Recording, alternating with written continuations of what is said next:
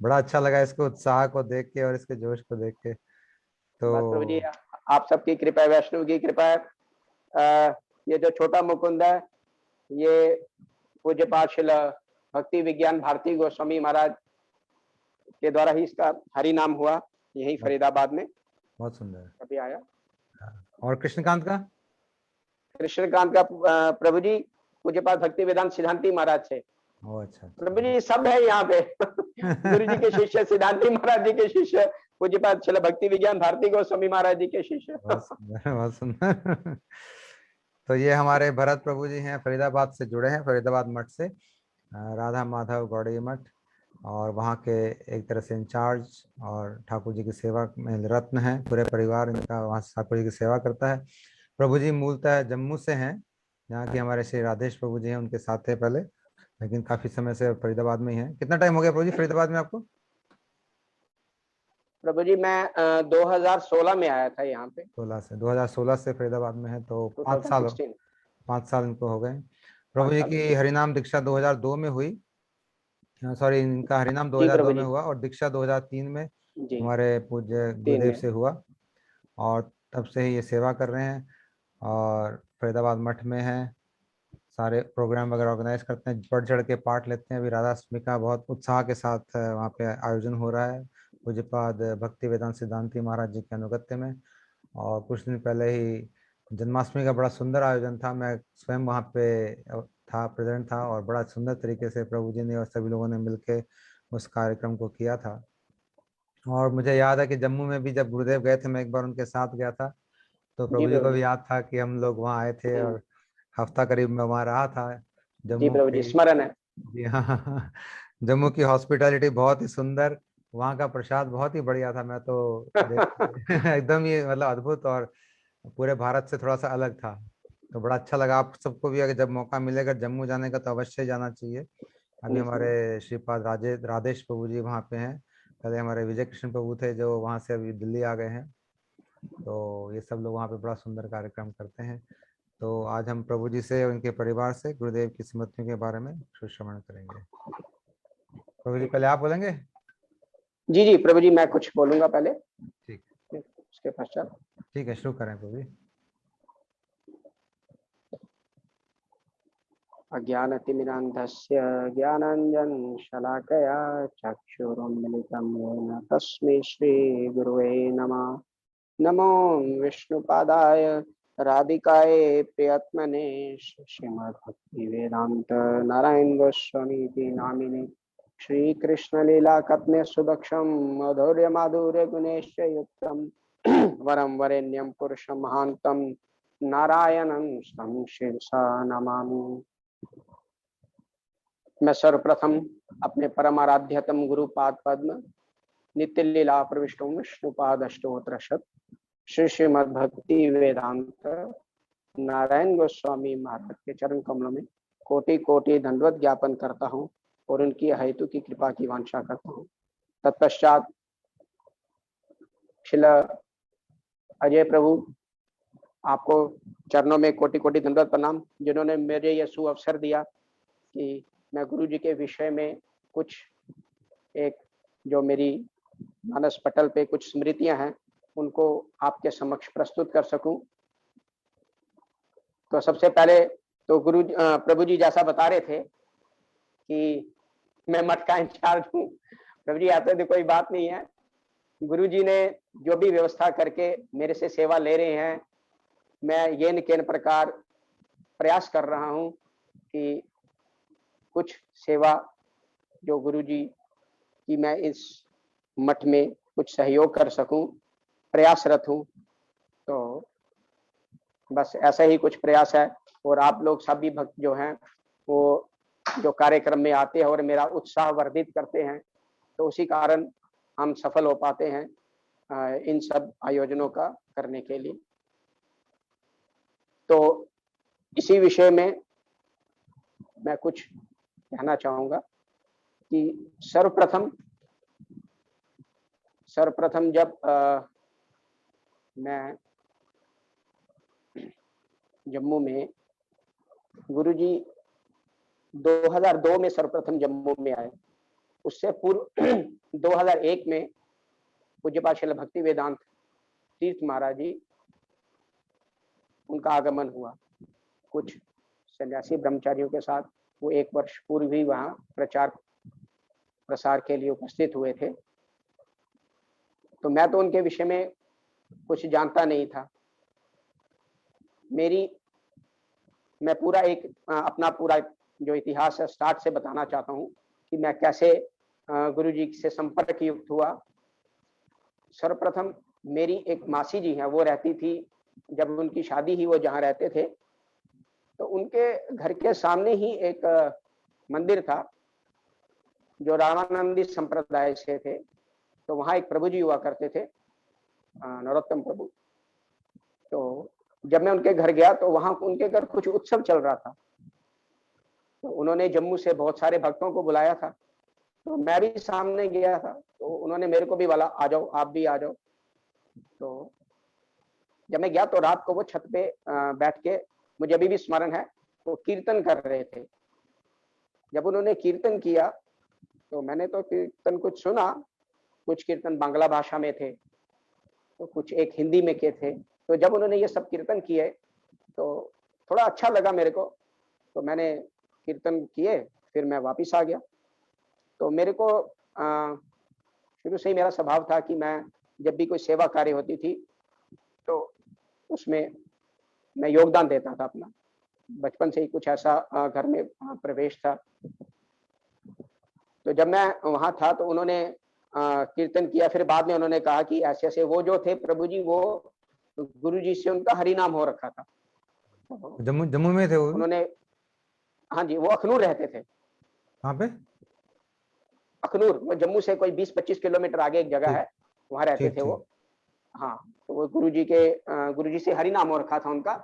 तो जब मैं गया वहाँ पे तो उन्होंने मेरे को बताया कि ऐसे ऐसे कुछ थोड़ा बहुत अध्यात्म के विषय में बताया। तो मैंने ठीक है उनकी बात सुनी। उसके बाद उन्होंने उनके घर में वहीं पूज्यपाद श्रील भक्ति कुमुद संत गोस्वामी महाराज जी के आश्रित एक सन्यासी थे, परमादेवी महाराज। तो वो उनसे संपर्क युक्त थे, वो उनके घर आया जाया करते थे। तो उन्होंने मेरी भेंट उनसे करवा दी। तो कहा ये लड़का है तो ये जम्मू में रहते, आप भी जम्मू में हो, तो मैं तो दूर हूँ, तो आप इनसे मिलते जुलते रहा करो, आप जाया करो। तब जब मैं वहाँ उनसे मिलता जुलता रहा, फिर उसके बाद 2001 में जब पूज्यपाद श्रील भक्ति वेदांत तीर्थ महाराज जी वहाँ पे आए जम्मू में, उनका आगमन हुआ, उन्होंने प्रचार किया, तो मेरे को भी पता चला उनके माध्यम से। तो मैं गया वहाँ पे, मगर कुछ क्षण के लिए गया मंदिर में जहाँ उनका भागवत सप्ताह था। तो वहाँ पे उनकी कथा वगैरह सुनी, तो मैं आ गया। 1 या 2 दिन गया मैं वहाँ पे, उसके बाद मैं वापस आ गया। फिर उन्हीं महाराज के साथ जो भक्ति पूज्यपाद श्रील भक्ति कुमुद संत गोस्वामी महाराज जी के आश्रित है, परमादेवी महाराज, उनके साथ में संपर्क युक्त रहा। तो उनके यहाँ आता जाता रहता था। उनके वहाँ एक ब्रह्मचारी भी थे, एक ब्रह्मचारी थे और एक सन्यासी, दोनों थे, और वह वहीं रहते थे। तो जो सन्यासी थे वो मूलतः पंजाब साइड के थे, तो वो भाषा का थोड़ा सा था, भी बोलते थे, तो जम्मू की भाषा भी वैसी है, तो थोड़ा सा उनके साथ ज्यादा मैत्री संबंध हो गया। तो जब मैं उनके पास आया जाया करता था तो इतने दिन, एक दिन मैं उनके पास बैठा था, तो महाराज जी तो वहां नहीं थे जो सन्यासी थे। तो उन्होंने मेरे से कहा कि अरे आपके तो घर के पास एक सन्यासी आ रहे हैं वृंदावन से, कल ही वो आएंगे। मैंने कहा मुझे तो मालूम नहीं, क्योंकि मैं ज्यादा जब तीर्थ महाराज है उसके बाद मैं फिर दोबारा कहीं गया नहीं, उन्हीं के साथ संपर्क था। तो उन्होंने कहा गुरु जी का नाम लिया, अरे भक्ति वेदांत नारायण गोस्वामी महाराज जी आ रहे हैं वहां पे, तो आपके घर के पास ही है, वही मंदिर है पास में, मंदिर में उनका भागवत सप्ताह है, तो आप जाइएगा वहां। मैंने कहा ठीक है, कहते बहुत सुंदर कथा करते हैं। उन्होंने मेरे को कहा महाराज गुरु जी बहुत सुंदर कथा करते हैं। मैंने कहा ठीक है। फिर उन्होंने मेरे को बताया कि सर्वप्रथम मैं भी उनके पास दीक्षा के लिए गया था, मगर फिर किसी कारणवश वो नवदीप चले गए, तो फिर भक्ति कुमुद संत गोस्वामी महाराज से उनकी भेंट हुई, तो फिर उनका दीक्षा इत्यादि वहीं से हुआ। मैंने कहा ठीक है। तो दूसरे ही दिन मैं चला गया वहां पे, हमारे श्रीधाम प्रभु थे, तो गुरुजी उन्हीं के घर में निवास करते थे, उन्हीं के घर में आया करते थे। तो जब मैं सर्वप्रथम वहाँ पे गया, तो क्योंकि उनसे कुछ एक पहले भेंट थी श्रीधाम प्रभु से, क्योंकि जब मैं गया था तो 1-2 बार भेंट हुई थी, तो ज़्यादा गया नहीं। तो जब मैं उनके घर में गया, ऊपर गया, तो गुरुजी वहाँ विराजमान थे, आए हुए थे। तो जब मैं सर्वप्रथम गया तो पूज्य पाठ श्रील माधव प्रिय प्रभु और सिद्धांति महाराज, तब उनका नाम था कृष्ण कृपा प्रभु। तो मैं ऊपर गया, उन्होंने कमरे में मेरे को बिठाया और गुरुजी अभी व्यस्त थे थोड़ा सा, उन्होंने प्रसाद वगैरह मेरे को खवाया, मैंने वहाँ प्रसाद ग्रहण किया। तो प्रभु जी का शुरू से स्वभाव ही ऐसा था कि बहुत मिलनसार। तो जब मैं ये देखा तो मैं बहुत प्रभावित हुआ, मतलब कि एक नया व्यक्ति जो बिल्कुल कुछ नहीं इनके विषय में जानता, उनको इन्होंने इतना आदर सम्मान और पास बिठाया और प्रसाद ग्रहण कराया। फिर उसके पश्चात उन्होंने कहा कि शाम को हरि मंदिर में कथा है और वहां आना। ठीक है, बस वो दिन था। दूसरे दिन मेरे को ये एहसास ही नहीं हुआ, मेरे को ये अनुभव ही नहीं हुआ कि मैं कब वहां गया और कब एकदम उनसे एकदम परिचित हो गया, घुल मिल गया एकदम। तो शाम को हरि मंदिर में कथा हुई, गुरुजी आए। जब गुरुजी के दर्शन किए वहां मैंने, तो मैं एकदम स्तब्ध रह गया।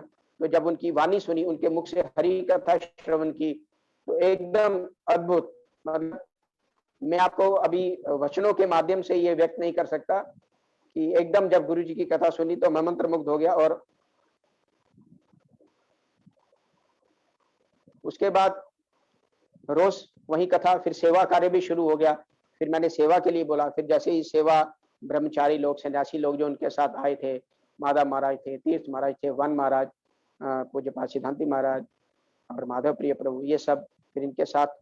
तो फिर रात को जब गुरुजी वहाँ हरि मंदिर से कथा करके लौटते, तो शाम को मैं भी यहाँ आ जाता, तो घर जाता ही नहीं। तो बस ऐसे ही जब गुरुजी की वाणी सुनी और उनका मुख से हरि कथा श्रवण की, तो बस दोबारा कहीं जाने का इच्छा ही नहीं हुई। और मेरे को ये भी नहीं समझ लगा कि मैं घर के कार्य जो थे और जो आगे पीछे पढ़ाई, वो कब मैं आगे पीछे, सुबह दूसरे दिन जब भी उनके घर में, श्रीधाम प्रभु के घर में पहुंच जाता सुबह सुबह ही। तो उन्होंने बोला कि सुबह सैर करने जाते हैं गुरुजी, तो आप भी आ जाया करो। मैंने कहा ठीक है। तो इतने में जब मैं कुछ इसके विषय में कुछ बताना चाहता हूँ कि जब मैं, जिस प्रभु जी ने, वो जो भक्ति कुमुद संत गोस्वामी महाराज जी के शिष्य थे, तो उन्होंने मेरे को तो भेज दिया। जब मैं एक भागवत सप्ताह हुआ पूरा, उसके 2-3 दिन बाद भी मेरी रूटीन थी कि मैं रोज उनके पास जाया करता था, रोज उनके पास जाया करता था, क्योंकि वो अकेले थे और उन्होंने कहा था कि चलो मेरे पास आयो, तुम जम्मू के हो, तो नए नए मतलब उत्साह लड़के हो, नए नए हो, यूथ हो, तो आप आया कीजिए, तो प्रचार प्रसार करेंगे यहाँ पे कुछ। मैंने कहा ठीक है। श्रीधाम तो फिर प्रभु मैं के पास दोबारा, जाते थे? हाँ जी प्रभु जी, श्रीधाम प्रभु के पास जाते थे आप रेगुलरली? नहीं श्रीधाम प्रभु की बात, वो जो भक्ति कुमुद संत गोस्वामी महाराज जी के शिष्य थे, परम अद्वैती उनके पास जब महाराज। मैं, हाँ पूर्व बता रहा हूँ, उन्होंने मेरे को भेजा था कि वृंदावन से कुछ गुरु महाराज जी आ रहे हैं, मुझे पास भक्ति वेदांत और गुरुदेव नारायण कहाँ, महाराज। श्रीधाम प्रभु के घर रुके हुए थे महाराज जी? हाँ, गुरु जी श्रीधाम प्रभु के घर रुकते थे और प्राय उन्हीं के घर में रुकते थे। गुरु जी सर्वप्रथम 2002 में जम्मू में आए, 2003, 4, 5 और 6, 4 साल, मतलब ये इतने साल, 2006 तक लगातार गुरुजी जम्मू आते रहे। तो 2006 में अंतिम बार गुरुजी जम्मू आए थे। उसके बाद गुरुजी जम्मू आए नहीं, 2007 में आना था, तो गुरुजी का स्वास्थ्य कुछ ठीक नहीं था, तो इस कारणवश वो नहीं आए। 2005 तक गुरुजी श्रीधाम प्रभु के घर में ही निवास करते थे। 2006 में फिर जो प्रीचिंग सेंटर अभी जहाँ है, पूज्य पाशल विजय कृष्ण प्रभु अभी जहाँ निवास करते हैं, 2006 में गुरुजी अंतिम बार वहीं रुके थे, वहीं निवास किया था।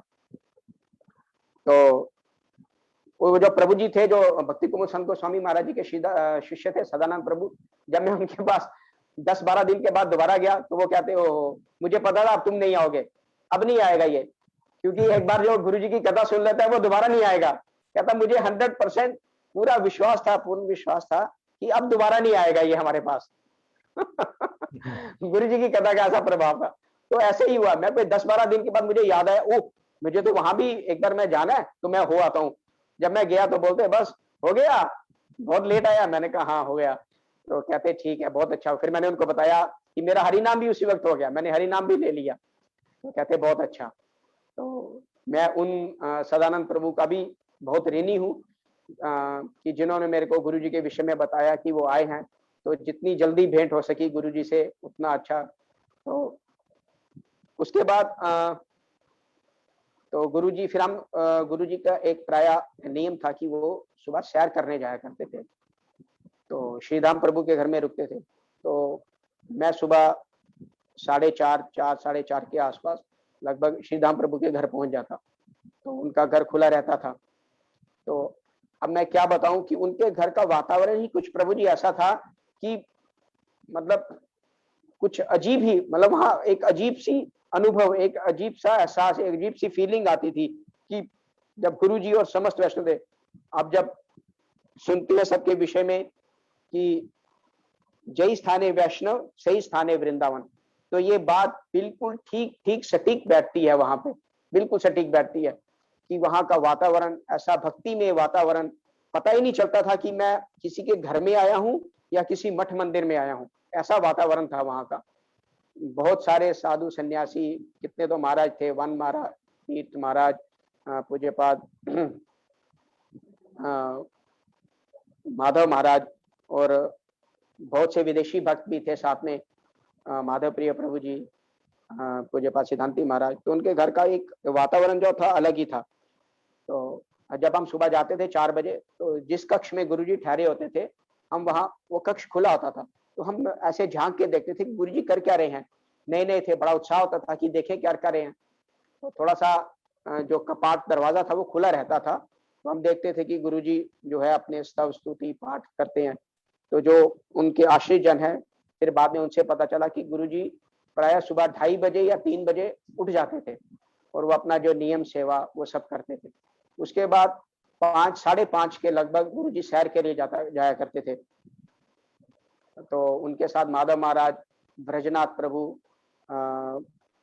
माधव प्रिय प्रभु और 3-4 लोग और होते थे, ज्यादा लोग नहीं होते थे। तो मेरे को भी ये सौभाग्य मिला कि उनके साथ रोज सैर को जाना, मैं भी आ जाता था। तो प्रायः उनके साथ सैर को जाया करते थे। तो जब भी किसी का कोई प्रश्न होता तो गुरुजी वहां कहते, तुम्हारा कुछ प्रश्न है, तुम्हारा कुछ प्रश्न है। तो ऐसे गुरुजी प्रश्न पूछते थे। तो वहां गुरुजी जब भी सैर करके लौटते तो प्रायः किसी ना किसी भक्त के घर में जाया करते थे। कोई कहता था गुरुजी लौटते वक्त 5 मिनट के लिए ही मेरे घर में आप पधारें तो बड़ा अच्छा होगा। तो गुरुजी जाया करते थे। तो एक समय की बात है, मुझे अभी भी याद है बहुत अच्छी तरह, जहाँ गुरुजी रुके थे उसके घर के पास ही एक नए व्यक्ति थे, उनका घर था। उन्होंने गुरुजी को बोला कि आग्रह किया श्रीधाम प्रभु के आगे कि हमें गुरुजी को हमारे एक बार चरण हमारे घर में आ जाए, पड़ जाए इनके, तो बहुत अच्छा होगा, इनको लेके आइए। तो गुरुजी सभी के घर में बड़े उसके साथ करते थे। तो जब गुरुजी वहां गए, माधव महाराज बैठे थे, तो बाकी सन्यासी लोग जो थे वो सारे चले गए वहां से। माधव महाराज थे और मैं बिल्कुल सामने खड़ा था गुरुजी के, और श्रीधाम प्रभु साथ में थे। तो अकस्मात ही जैसे गुरुजी वहां बैठे, उनके घर में बाहर ही बैठे, तो गुरुजी ने ऐसे देखा मेरी तरफ और बोला, हे चलो मेरी आरती करो, आरती करो, गुरु आरती करो। तो मैं एकदम स्तब्ध रह गया। एकदम, अभी मैं भी कोई ज्यादा पुराना नहीं था, नया नहीं था, अगले था। तो ये अगले वर्ष की बात है, 2003 की। गुरुजी ने कहा चलो मेरी आरती करो। तो हम आरती ली, उन घर वालों ने आरती का वो सब व्यवस्था कर रखी थी। तो हमने आरती की वहां गुरु की। तो वो आज तक मतलब मानस पटल से वो जाती नहीं बात, वो एकदम ऐसे। अब गुरुजी उस वक्त किस भाव में थे, क्या थे, ये मैं नहीं जानता, मगर गुरुजी ने जब आदेश दिया फिर हमने उनकी आरती करी। तो कहने का भाव ये है कि इस विषय में श्रील भक्ति सिद्धांत सरस्वती प्रभुपाद जो है वो श्रीमद् भागवतम में से एक उदाहरण देते हैं कि जो भगवान कृष्ण ने उद्धव से कहा कि आचार्य माम विजानियात, मतलब आचार्य को मेरा ही स्वरूप समझो। जो गुरु वर्ग है उनको मेरा ही स्वरूप समझो, गुरु को सामान्य व्यक्ति मत समझो और उनकी अवज्ञा मत करना और उन्हें मेरा ही प्रकाश समझना। तो इसी कारण गुरुवर्ग ने भी हमें आरती करने का ऐसे दिशा निर्देश किया। तो कहने का तात्पर्य यह है कि अगर गुरुजी नहीं सिखाएंगे तो हम ये सब बातें कहाँ से सीखेंगे।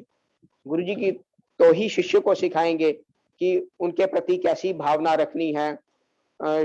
शिष्य कैसे सीखेगा, जो नया व्यक्ति है वो कैसे सीखेगा। इसके विषय में मैं एक उदाहरण देता हूँ। जैसे हम प्रायः सुनते हैं कि पूज्य श्रील भक्तिवेदांत स्वामी महाराज जी के विषय में, जब वो विदेश में गए तो जो विदेशी लोग थे वो प्रायः भक्ति के विषय में कुछ जानते नहीं थे। तो स्वामी महाराज ने खुद उन सबको आरती करना सिखाया, अपने आसन पे उनको बिठाया, ऊंचे आसन पे बिठाया, खुद नीचे आके खुद आरती की उनकी और उनको आरती करना सिखाया कि गुरु की किस प्रकार आरती की जाती है, ये सब उन्होंने सिखाया। तो खुद शिष्य की आरती करके उन्होंने अपने खुद नीचे रखे। ऐसा नहीं कि जब गुरुजी की आरती करें तो गुरुजी वहां से एकदम गुरुजी वहां से चले जाएं और दीनतावश चले जाएं, नहीं। वो इतने कृपालु और इतने दयालु हैं कि जैसे स्वामी महाराज जी के विषय में आता है कि उन्होंने खुद शिष्यों को सिखाया कि कैसे आरती की जाती है, कैसे वैष्णव की सेवा की जाती है, क्योंकि वो लोग कुछ नहीं जानते। इसलिए गुरुजी भी ये चीज जानते थे कि ये लोग कुछ नहीं जानते, इसलिए गुरुजी हम सबकी जो दशा है वो जानते थे। इसलिए गुरुजी ने हमें ये सब चीजें सिखाई और आरती करना भी सिखाया। और गुरुजी इसके माध्यम से ये बताना चाहते थे कि जब भी किसी वैष्णव का शुभ आगमन होता है किसी के घर में, तो कैसे स्वागत किया जाता है, किसी ज्येष्ठ व्यक्ति का कैसे स्वागत किया जाता है। तो ये तो गुरुजी की बड़ी अहेतुकी की कृपा थी और बड़े कृपालुवश होके गुरुजी ने हम जैसे व्यक्ति और जो नए व्यक्ति थे उनको दिशा निर्देश किया और उनको ये सब आरती करना सिखाया। तो ये एक मैं जो स्मृति थी, मैं इसको ये बार बार मेरे को स्मरण आती है, क्योंकि मैं अपने आप को बड़ा सौभाग्यशाली समझता हूँ कि ऐसा सुअवसर मिला मेरे को। तो ऐसे ही बहुत सी वाक्य हैं। एक समय गुरुजी जब वहाँ उपस्थित थे तो सब लोग कहने लगे कि हम अभी गुरुजी ने अगले दिन जाना था, तो एक ग्रुप फोटोग्राफ के लिए हम 5-6 लोग एकत्रित हुए और गुरुजी को बोला कि गुरुजी एक फोटो खिंचाना चाहते हैं आपके साथ। तो गुरुजी ऐसे थे, झट से मान जाते थे, कोई भी बात है अच्छा ठीक है चलो कोई बात नहीं ठीक है। तो माधव महाराज कई बार पीछे से गुस्सा करते थे कि आप गुरुजी के विश्राम में थोड़ा सा विघ्न करते हो, मगर फिर भी गुरुजी कहते थे कोई बात नहीं, इनको करने दो, जो इनकी इच्छा है इनको करने दो। तो गुरुजी जब हम फोटो खिंचा रहे थे तो मैं भी वहीं बैठा था, मेरे को भी ये सौभाग्य हुआ कि मैं वहां था। तो उनमें से एक कहने का तात्पर्य यह है कि मैं इसके माध्यम से कुछ शिक्षा देना चाहता हूँ कि हमारे एक गुरु भाई थे, तो वो गुरुजी के साथ बैठे थे, तो गुरुजी ने ऐसे हाथ रखा ऐसे थे, तो उन्होंने गुरुजी का हाथ पकड़ा और अपने सर पे रख दिया ऐसे और कहा गुरुजी चलो आप हम पे कृपा करो। गुरुजी का आशीर्वाद मिल गया, गुरुजी कृपा कर दो, गुरुजी की कृपा मिलेगी। तो गुरुजी का तो स्वभाव जो था बड़ा ऐसे शासन, बड़ा कठोर शासन करते थे गुरुजी के विषय में, आप तो सब लोग जानते ही हैं। तो गुरुजी ने झट से हाथ उठा लिया, बोलते नहीं ऐसा नहीं होता, कृपा ऐसे नहीं मिलती, हाथ रखने से अगर तुम्हारे कहने से ऐसे कृपा नहीं मिलेगी। तो ये बात जब उन्होंने कही तो हम इस बात को ज्यादा समझ नहीं पाए, परंतु जब हम मठ में आए, मैं यहाँ मठ में आया, उसके बाद जब गुरु वैष्णवों से और अन्य वैष्णवों से कथा सुनी और सब विषयों के बारे में जाना, तब हमें समझ लगा कि इस विषय में भक्ति सिद्धांत सरस्वती ठाकुर प्रभुपाद का एक कहना है कि शिष्य का एलिजिबल होना यानी उसका योग्य होना, योग्यता के बिना गुरु की कृपा नहीं आती। एलिजिबिलिटी जब तक नहीं होगी गुरु जी की कृपा नहीं मिलेगी, योग्यता के बिना गुरु की कृपा नहीं मिलेगी। और इस विषय में भक्ति सिद्धांत सरस्वती ठाकुर प्रभुपाद कहते हैं कि दो चीजें बहुत आवश्यक हैं, एक इंग्रेडिएंट्स और एक इंटेलिजेंस। इसके अभाव में गुरु की कृपा नहीं मिल सकती। मैं किसी की आलोचना नहीं कर रहा, मगर यहाँ एक शिक्षा मूलक जो गुरुजी की बात है वो बता रहा हूँ कि इंग्रेडिएंट्स और इंटेलिजेंस के अभाव में कभी कृपा नहीं मिलेगी। इंग्रेडिएंट्स माने काय, मन और वाक्य से अपने आप को समर्पित करना, गुरुजी के प्रति उनको समर्पित करना, और इंटेलिजेंस माने सेवोन्मुक्ता। जब तक सेवोन्मुक्ता नहीं होगी तो हम पे कृपा नहीं आएगी, बिना सेवोन्मुक्ता के कृपा नहीं आएगी। तो इस बात का ज्वलंत उदाहरण जब हम फरीदाबाद में आए तो वो चीजें जो थी, वो उसका जो अनुभव था वो इतने समय के बाद हुआ कि गुरुजी वास्तव में कहना क्या क्या चाहते हैं, कि गुरुजी की हर क्रिया के पीछे कुछ ना कुछ शिक्षा, कुछ ना कुछ निर्देश होता है। तो मैं जब फरीदाबाद में आया तो यहाँ 14 सेक्टर में हमारा मठ हुआ करता था। तो उस समय पूज्य पाठशाला भक्ति विज्ञान भारती गोस्वामी महाराज जी सौभाग्यवश यहाँ आए, माधव प्रिय प्रभु जी थे वहाँ पे, तो वो यहाँ अपनी अंतिम लीला तक यहीं फरीदाबाद में ही उन्होंने निवास किया, कुछ 1-2 साल तक, 1 साल तक। यहाँ पे मैं आप सभी को बताना चाहता हूँ कि प्रभु जी जहाँ बैठे हैं उनके पीछे ये पूज्य महाराज जी का ही बेड है और ये उन्हीं का कमरा हाँ, है, जहाँ पे कि लास्ट तक हमारे ये पूज्यपाद भक्ति विज्ञान भारती महाराज जी यहाँ पे जी, अवस्थान था उनका। तो ये बड़ी पुण्य स्थान है जहाँ से प्रभु जी बोल रहे हैं। ऐसे महात्मा जी, की अवस्थान यहाँ पे समय उन्होंने बिताया है और लास्ट में यहीं से जी, वो नित्य लीला में प्रवेश किए हैं। जी प्रभु जी। स्थान और थोड़ी। यही बेड है, हाँ, जी ये बेड यहाँ पे, इसी बेड पे गुरुजी विश्राम करते थे महाराज जी। तो यहीं पे महाराज जी ने अंतिम अपनी नित्य लीला प्रकाशित की, यहीं पे। तो मैं अपने आप को बड़ा सौभाग्यशाली समझता हूँ कि गुरुजी की भी थोड़ी बहुत जितनी भी हमारी योग्यता थी उसके अनुसार गुरुजी की सेवा करने का भी सौभाग्य मिला। और पूज्यपाद श्रील माधव प्रिय प्रभु जी की कृपा से महाराज जी की भी कुछ एक सेवा, हम तो इस योग्य नहीं है, मगर उन्होंने हम पे ये कृपा की कि कुछ कुछ सेवाएं करने का सौभाग्य मुझे भी मिला, पूज्यपाद भक्ति विज्ञान भारती गोस्वामी महाराज जी की। तो मैं एक कहने का ये तात्पर्य यह है प्रभु कि जी, मैं आप कहना महाराज जी के बारे में कुछ बता सकते हैं अगर आपकी स्मृति है, पूज्यपाद भक्ति हाँ, विज्ञान भारती उनके बारे में बता हाँ, सकते मैं वही वही बता रहा हूँ प्रभु जी। हैं। तो मैं यही बता रहा था कि जैसे गुरु जी ने सर से हाथ उठा लिया, कि बोला कि कृपा ऐसे नहीं मिलेगी, हाथ रखने से कृपा नहीं मिलेगी। तो उसी विषय में तो जब मैं यहाँ आया तो एक समय महाराज जी क्या करते थे, उनके प्राय ये भी थी कि वो सुबह मैं मंगल आरती करता था, तो मैं ही करता था, पुजारी का काम मैं ही करता हूँ मठ में। तो मंगल आरती से कुछ समय पूर्व मैं ऊपर महाराज जी बाहर बालकनी में बैठते थे, तो एक ब्रह्मचारी होते थे और फिर बाद में माधव प्रिय प्रभु जी आते थे और उनसे डिक्टेशन लेते थे। तो मैं भी जाके आरती से पहले 10-15 मिनट उनके पास बैठ जाया करता था, महाराज जी के पास।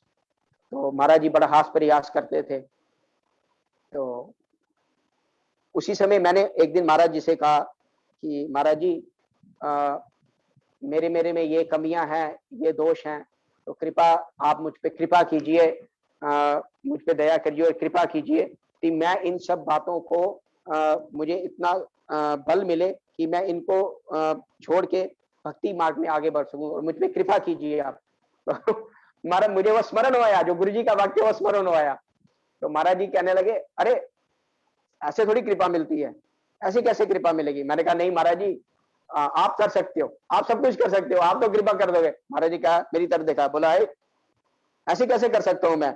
मैंने बोला नहीं महाराज जी। फिर महाराज जी कुछ क्षण के लिए चुप हो गए, फिर वो बोले नहीं, फिर मैं भी चुप हो गया, मैंने कुछ ज्यादा बोला नहीं। तो मैंने कहा महाराज जी आप ही कृपा कर सकते हो। तो महाराज जी ने कहा ऐसे कृपा नहीं होगी, कहने से कृपा नहीं होगी। तो फिर बाद में पूज्यपाद श्रील माधव प्रिय प्रभु जी के मुख से भी सुना कि महाराज जी कहते थे जो कृपा है वो मांगने से नहीं आएगी, कृपा कभी मांगने से नहीं आएगी, कृपा स्वतः ही आएगी। जो साधक का जो उसकी जो आचरण है उससे ही जो कृपा है वो आएगी, ऐसे नहीं आएगी। बिना आचरण के कृपा और बिना सेवोन्मुक्ता के कृपा नहीं आ सकती। शिष्य जितने परिमाण में शरणागत होगा गुरु के प्रति, उतने ही परिमाण में कृपा आएगी। कृपा मांगने से ही नहीं मिलती। हमारे जो आचरण, हमारी सेवोन्मुखता, जो गुरु वैष्णव के जो वाक्य है, जब उनका ठीक-ठीक प्रकार से हम अपने जीवन में पालन करेंगे और उनके बताए हुए दिशा निर्देश के अनुसार चलेंगे, तो गुरु वैष्णव के पास स्वतः ही अपने आप आ जाएगी। जैसे गुरुजी कहा करते थे कि रोज हमको सुबह उठ के हमें ये आकलन करना पड़ेगा कि हम श्रील रूप गोस्वामी पाद द्वारा निर्दिष्ट जो उनके वाक्य हैं, हम उनका अपने जीवन में कितना पालन कर सकते हैं। तो इसीलिए हम जितने मात्रा में हम गुरु वैष्णवों के बताए हुए जो मार्ग है, उनकी जो शिक्षा है, दिशा निर्देश पे चलेंगे और उतने ही मात्रा में हमें कृपा आएगी। तो मैं यही कहना चाहता था कि कृपा कभी माँगने से नहीं मिली। तो ये जब सब चीज़ें जो हैं, जब मैं मठ में आया, मठ में वास किया, तो इन सब चीज़ों की स्फूर्ति हुई, जब वैष्णवों का संग मिला। तो कहने का तात्पर्य ये है कि बिना शरणागति के ये सब नहीं होगा। तो एक समय ऐसा है कि दोबारा पुनः गुरुजी के विषय में बताऊँगा। जब गुरुजी सुबह सैर से आते, तो फिर उसके बाद अपनी नित्य क्रिया करते, तो बाद में कुछ 9 बजे के आसपास फिर सब लोग गुरुजी की मालिश किया करते थे। मुझे अभी भी याद है स्मरण, जम्मू में श्रीधाम प्रभु के घर में, क्योंकि गुरुजी प्राय वहीं रुकते थे। तो सब लोग मालिश करते थे, तो एक दिन मैं भी वहाँ था। प्रायः हमारा शेड्यूल इतना व्यस्त रहता था प्रभु जी कि जितने भी ब्रह्मचारी लोग और बाकी आते थे, तो हमारी ड्यूटी होती थी कि उन्हीं की सेवा में नियुक्त रहते थे हम, कि वो सुबह-सुबह किसी के घर में हाउस प्रोग्राम होगा, वहाँ जाएँगे, तो मैं भी उनके साथ जाता था।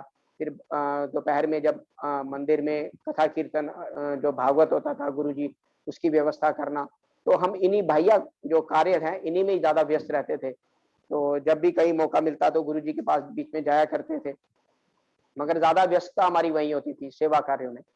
तो एक दिन जब मालिश कर रहे थे सब लोग, तो मैं भी बैठा था, तो पूज्य पाद सिद्धांति महाराज ने मेरे को बोला, "ए तू भी आ जाओ।"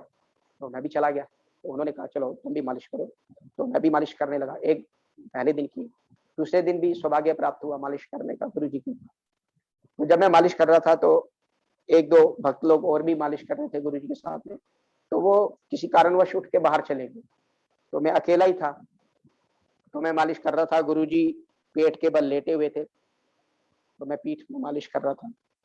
तो इतने में 1-2 मिनट के बाद गुरुजी ऐसे पीछे घूमे और बोले, ऐसे मेरी तरफ देखा, और जैसे ही मेरी तरफ देखा, तो मैं तो डर गया क्योंकि प्रायः भक्तों से सुना था कि गुरुजी बड़ा कठोर शासन है, गुरुजी का शासन बड़ा कठोर शासन है। तो गुरुजी के विषय में सब भक्तों से सुनते थे कि गुरुजी बड़ा कठोर शासन करते थे सब पे, मतलब बड़ा डिसिप्लिन में रहना। तो वो कठोर शासन वाली बात एक दिल में घर कर गई थी। तो जब भी गुरुजी देखते थे तो डर लगता था, गुरुजी कुछ बोलना दे। तो गुरुजी ने जैसे ही देखा मेरी तरफ ऐसे, तो मैं डर गया। मैंने कहा अब गुरुजी कुछ डाँट लगाएँगे, कुछ ना कुछ बोलेंगे, और कोई है भी नहीं पास में। तो परंतु गुरुजी ने कुछ नहीं बोला, वो तो हम जैसे बद्धजीवों की स्थिति जो है वो समझते हैं।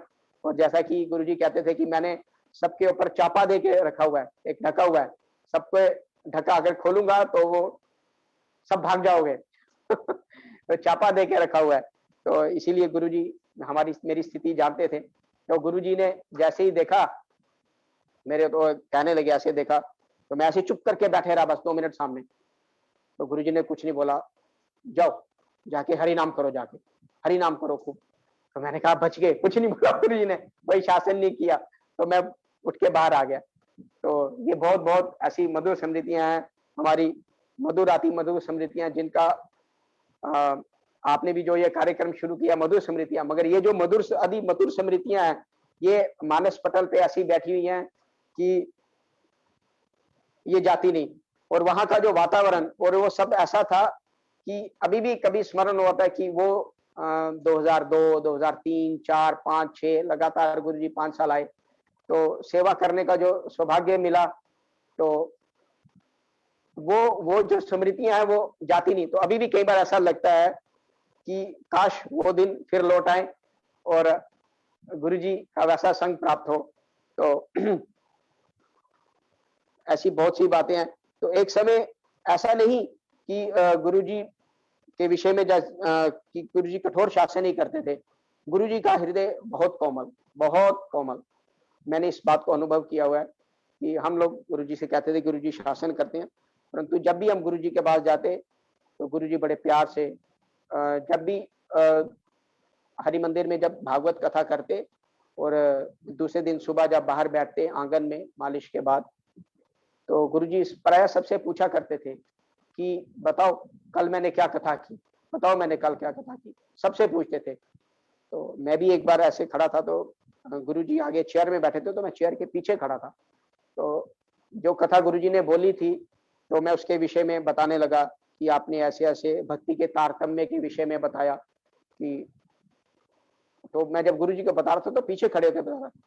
गुरुजी ने झट से बोला, ए पीछे खड़े होके नहीं बोलते, चलो सामने आके बोलो, एकदम सामने आके बोलो। तो गुरुजी हमेशा कुछ ना कुछ सिखाया करते थे, हमेशा कुछ ना कुछ सिखाया करते थे। तो ऐसी बहुत सी स्मृतियां हैं। तो एक समय ऐसे गुरुजी बाहर बैठे थे, तो एक माता जी आई वहां पे मैं भी साथ खड़ा था। तो गुरुजी अपना हरि नाम कर रहे थे। वो माता बड़े डरते डरते आई गुरुजी के पास और बोलने लगी हाथ जोड़ के कि गुरुजी मैं आपके चरण धुलवाना चाहती हूँ, कृपा। तो गुरुजी ने ऐसे देखा, बोला अच्छा ठीक है, धो चलो कोई बात नहीं। तो माधव महाराज जी पास में ही खड़े थे। तो माधव महाराज जी एकदम बिगड़ गए, कुछ बांग्ला में बोला माधव महाराज ने, तो मैं ठीक से समझ नहीं पाया, मगर वो जो कहने का भाव है मैं वो समझ पाया। माधव महाराज कहने लगे कि मैं सबको रोकता हूँ, फिर आप सबको बोल देते हो कि आ जाओ करो, तो फिर ऐसे कैसे चलेगा, तो समय कैसे मिलेगा, ऐसे सब लोग आ जाएंगे।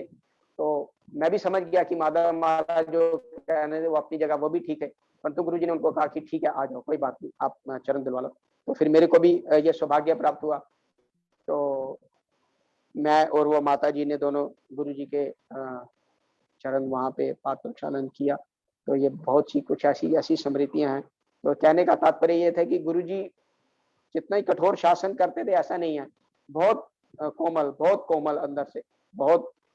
तो जितने भी वैष्णव हैं, द्विज प्रभु हैं, वो बहुत सी सेवाएं देते थे हमें गुरुजी की, जो रसोई की सेवाएं, अमनिया करने की सेवा, कई बार वस्त्र धोने के लिए मुझे दे देते।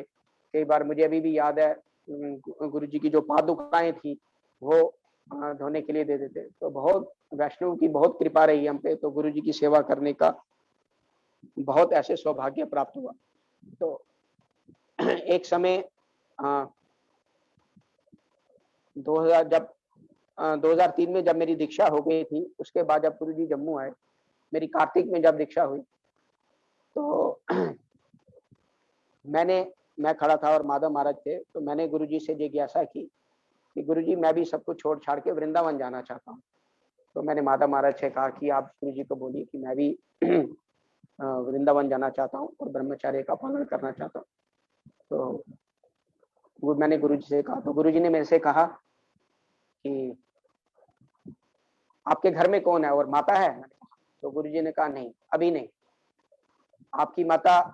मैंने कहा अभी तो माता है, घर में अकेली है। बोले नहीं, माता वृद्ध हो रही है, सबसे पहले माता की सेवा करो, अभी घर में ही रहो, अभी नहीं, अभी वृंदावन नहीं जाना, अभी माता की सेवा करो। उसकी देखभाल कौन करेगा? तू अगर वहां जाएगा उसकी देखभाल कौन करेगा? माता की देखभाल कौन करेगा? तो माधव महाराज साथ में बैठे थे, खड़े थे, तो कहने लगे कृष्ण है ना, कृष्ण देख लेंगे, कोई बात नहीं। तो गुरुजी कहने लगे नहीं, ऐसा नहीं, पहले माता की सेवा करो फिर देखा जाएगा। तो ऐसा हुआ कि अगले दिन एक और वहां थे जम्मू में, तो वो मैं भी खड़ा था साथ में, हम दोनों खड़े थे। तो उसने भी अचानक वही बात कह दी कि गुरुजी मैं भी वृंदावन आना चाहता हूँ, सब कुछ छोड़ छाड़। तो गुरुजी ने कहा नहीं, ऐसा नहीं होता, जब आपके आने की इच्छा होगी तो आप मुझसे पूछोगे नहीं, आप स्वतः ही चले आओगे। तो बाद में जब हमें ये सब हुआ तो हमने सुना कि गुरु वैष्णव जो है वो साधक का जो अधिकार है उसको देख के ही दिशा निर्देश करते हैं, ऐसा नहीं कि सबको बोल दिया जाओ। तो इसके विषय में श्रील रघुनाथ भट्ट गोस्वामी का मुझे स्मरण हुआ था कि रघुनाथ भट्ट गोस्वामी ने भी ऐसा ही महाप्रभु के समक्ष जिज्ञासा उत्पन्न की थी कि मैं भी आपके समक्ष आना चाहता हूँ। तो रघुनाथ भट्ट गोस्वामी ने उनको महाप्रभु से जब ये जिज्ञासा की तो उन्होंने कहा नहीं, महाप्रभु ने कहा गृह जाई वृद्ध माता पिता करे ही सेवन, कि घर जाओ और जो आपके माता पिता है वो वृद्ध है, पहले उनकी सेवा करो। हाँ, जब उनकी सेवा करते करते जब वो इस जगत से चले जाएंगे तब आना। तब भी उसके बाद रघुनाथ भट्ट गोस्वामी ने एक दो बार जब दोबारा महाप्रभु के सामने उपस्थित हुए तब महाप्रभु ने उनको वापस लौटा दी। परंतु तीसरी बार जब उनका जो अनुराग था, जो उनकी महाप्रभु के प्रति जो अनुराग था, वो अपने वैराग्य था, वो चरम सीमा पे पहुंच गया। तो जब वो महाप्रभु के समक्ष उपस्थित हुए तब महाप्रभु ने उनको लौटने को नहीं कहा, तीसरी बार उनको लौटने के लिए नहीं कहा। तो यहाँ मैं अपनी तुलना रघुनाथ गोस्वामी वर्गों से नहीं कर रहा। तो कहने का तात्पर्य यह है कि हमारी जो स्थिति है उसको देखते हुए गुरुजी हमें निर्देश करते हैं कि ऐसे नहीं कि हमारा अधिकार देखेंगे गुरुजी, पहले हमारा अधिकार देखेंगे, हमारा गुरु चरणों के प्रति कितना अनुराग है, ये सब देखेंगे। उसी बात को देखते हुए गुरुजी हमें दिशा निर्देश करते हैं कि हमारे अधिकार को देखते हुए। तो ऐसा नहीं कि हम तो सब जाना चाहते हैं, मगर हम तो बड़े उत्साह से जाना चाहते हैं, मगर हमारे अधिकार अभी क्या है हम लोग ये नहीं जानते, परंतु गुरु वर्ग जानते हैं, हमारे मन की स्थिति सब कुछ जानते हैं। इसीलिए गुरुजी ने कहा पहले अपने घर में जाओ, अपनी माता पिता को देखो। तो हमारा अधिकार देख के ही गुरुजी हमें ये दिशा निर्देश करते हैं। तो ये बहुत सी ऐसी कुछ कुछ गुरुजी के प्रति कुछ कुछ हमारे, आपने जब कहा कि जब आप कृष्ण जन्माष्टमी पे आए थे यहाँ पे, तो आपने कहा थी आप भी मधुर स्मृतियों में बोलोगे, तो मैं कुछ कुछ सोचने लगा दोबारा। तो आपकी बहुत कृपा है हम पे कि मुझ पे विशेष करके कि वो जो सारी बातें हैं वो सारा दोबारा फ्लैशबैक, वो सारी एक रिवाइंड होती गई, वो सब सोचता गया कि गुरुजी कैसे थे, वो सारा स्मरण हो आया। और आपका भी स्मरण हो आया कि आप भी जम्मू आए थे, मुझे अच्छी तरह याद है। आपने अपनी जो ड्रेस थी पहनी हुई थी पायलट वाली तो मैंने आपको देखा था, तो सब कहते थे ये कौन है, तो कहते थे ये गुरुजी के शिष्य हैं, तो ये पायलट हैं। मैंने कहा अच्छा अच्छा ठीक है। तो आप भी आए थे, तो तब से मैंने आपको फिर कभी देखा नहीं, तो तभी आपको तभी देखा, एक तो मधुर स्मृतियों पे देखा कि आप सब लोग मधुर स्मृतियों का आयोजन कर रहे हैं, और उसके बाद जब कृष्ण जन्माष्टमी हुई, उत्सव हुआ, तो आप लोग जब आए दोबारा, तो कितने साल के बाद, लगभग 15 साल के बाद शायद आपको दोबारा आपको भी मैंने देखा। तो बहुत सौभाग्य है मेरा कि यही इस प्रोग्राम का यही वो मतलब है कि जो बोलता है उसका मेडिटेशन हो जाता है, एक दो दिन तक सोचता रहता है कि गुरु जी के साथ क्या हुआ क्या हुआ। तो उन भावों में एक तरह से मेडिटेशन हो जाता है, क्योंकि हम अपने गुरु के बारे में स्मरण करना, ये बहुत बड़ी बात है। बिल्कुल प्रभु जी, बिल्कुल। और वो पूरा वो स्मरण हो आता है, वो दिन, वो सब, हम कितना उत्साह था हम में, मतलब सुबह 4 बजे से लेके प्रभु जी और रात के 10 बजे तक, मतलब थकान नाम की कोई चीज ही नहीं। हम तो मतलब मुझे नहीं पता कि ये क्या थी, गुरु जी की ही कृपा थी, वरना अभी तो हम थोड़ा सा कुछ कार्य करते हैं तो एकदम थक जाते हैं, वरना तब तो थकान का पता ही नहीं चलता था कि कब है क्या हो गया। बस यही होता था कि गुरु जी की सेवा करनी है, गुरु जी आए हैं, गुरु जी के पास जाना है और उनका कुछ सुनना है, और बस ये सब बातें हैं। और गुरुजी हमेशा बहुत पंक्चुअल थे, टाइम के बहुत पंक्चुअल थे प्रभु जी। एक बार मुझे याद है, जब हरि मंदिर में कथा हो रही थी, गुरुजी कथा कर रहे थे, तो सब लोग चले जाते थे कथा के लिए, माधव महाराज और जितने भी सन्यासी, कृष्णदास प्रभु भी आते थे वहां पे, जो कीर्तनीय हैं, जो अभी नहीं, अब इन्होंने शरीर छोड़ दिया, तो वो भी सब लोग थे। तो गुरुजी श्रीराम प्रभु के घर में बैठे रहते थे, तो वो अपना ग्रंथ लिखते रहते थे। तो प्राय देखते थे कि जब 5 बज गए घड़ी में, तो तब मैं जाऊंगा, मुझे कोई लेके, तो वहां कोई ना कोई रहता था ग्रस्त भक्त, तो वो उनको लेके मंदिर में आया करता था, फिर गुरुजी जाया करते थे, पहले सब लोग चले जाया करते थे। तो एक बार ऐसा हुआ कि वहां श्रीराम प्रभु के भाई थे, उनकी ड्यूटी थी कि आप गुरुजी को लेके जाओगे, तो वहां भी थे। तो गुरुजी कुछ लिख रहे थे, तो लिखते लिखते गुरुजी ने घड़ी की ओर देखा, अरे 5 बज गए। तो गुरुजी चल पड़े। तो गुरुजी ने देखा बाहर कोई नहीं है, तो गुरुजी खुद ही पैदल चल निकल पड़े। तो वो पास में थे, हम आए, देखा कि अरे गुरुजी कहाँ गए, तो देखा गुरुजी तो कमरे में नहीं है, वो देखा पैदल जा रहे हैं। तो वहां से तो हरि मंदिर कम से कम भी 10-15 मिनट का पैदल रास्ता था, तो गुरुजी पैदल ही जा रहे हैं। तो हमने फटाफट गाड़ी स्टार्ट की और भागे पीछे, अरे गुरुजी कहाँ चले। तो आगे जाके देखा थे गुरुजी पैदल जा रहे हैं। तो हमने फटाफट बिठाया कि गुरुजी अरे बैठो, आप कब आ गए बाहर। तो जो अरे क्या हुआ, कोई बात नहीं, फिर क्या हो गया, अरे पैदल जा रहा है, ये थोड़ा सा पास है, सैर हो जाएगी, इसमें क्या है। तो कहने का तात्पर्य ये गुरुजी बिल्कुल ये नहीं था कि मैं पैदल जा रहा हूँ या क्या, बिल्कुल सामान्य, मतलब ये गुरुजी की ऐसी स्मृतियां जो मतलब विस्मरणीय, हम इसकी वर्णन नहीं कर सकते, बहुत मतलब हृदय पे छाप छोड़ती हैं ये, बहुत हृदय पे छाप छोड़ती हैं। तो मतलब गुरुजी फिर वहां, गुरुजी कहते हैं अरे कोई बात नहीं, मैं पैदल चला जाऊँ। फिर गुरुजी को गाड़ी में बिठाया और वहाँ हरि मंदिर में ले गए। तो इसलिए, और गुरुजी कहते थे कि मैं जम्मू में प्रचार प्रसार करने आया हूँ, तो यहाँ का जो वातावरण है बहुत अच्छा है। और गुरुजी हमेशा कहा करते थे कि ये देवभूमि है। बहुत बार ऐसे गुरुजी से बात हो तो कहते थे ये देवभूमि है। तो गुरुजी को बड़ा लगाव था हम सब लोगों का। और एक इसी विषय में जब गुरुजी बहुत सारे गणमान्य व्यक्ति हैं उनसे भी मिले, मुझे अभी भी याद है वहाँ के डिप्टी सीएम थे जम्मू के, उनकी भी भेंट, गुरुजी ने उनसे भी भेंट की। और गुरुजी की बहुत इच्छा थी, बहुत इच्छा थी कि जम्मू में एक मठ मंदिर बने, जम्मू में एक मठ बने, बहुत इच्छा थी गुरुजी की। गुरुजी प्राय कहते थे, हम लोग सुनते थे पास में बैठे कि मैं चाहता हूँ कि यहाँ एक मठ बने, बहुत अच्छा मठ बने, गौशाला भी हो और बच्चों को पढ़ाने की सुविधा भी हो। बहुत इच्छा थी गुरुजी की यहाँ पे एक मठ बने। तो इसी विषय में गुरुजी वहाँ के डिप्टी सीएम से भी मिले, तो गुरुजी ने बहुत प्रयास किया। तो जो भी हो, वो बहुत एक अलग विषय है। तो गुरुजी हमेशा कहा करते थे, मतलब बड़ी एक नॉर्मल बातें किया करते थे। एक समय मुझे याद है जब गुरुजी आए थे श्री राम प्रभु के घर में, तो हमने जैसे दिवाली को लाइटिंग नहीं लगाते हम, बाहर लाइट लगाते हैं, लड़ियां लगाते हैं, तो उन्होंने लाइटें लगाई थी बाहर बाहर। जैसे ही गुरुजी आए, गुरुजी ने देखा ये सब लाइटों में, कहा ये सब क्या किया तुमने, इसकी कोई आवश्यकता नहीं है, इसकी फिजूल खर्ची मत करो, उतारो इन सबको, चलो उतारो इन सबको। तो उसी वक्त गुरु ने जी ने उतार दी, सब सब लाइटें उतरवा दी। इतनी मेहनत से हमने वो सब लाइटें लगाई। गुरुजी ने कहा ये चीजें करने की कोई जरूरत नहीं है, ये सब पैसे फिजूल खर्ची, उतारो इसको, अभी दोबारा ये मत करना। तो वो भी उतार दी।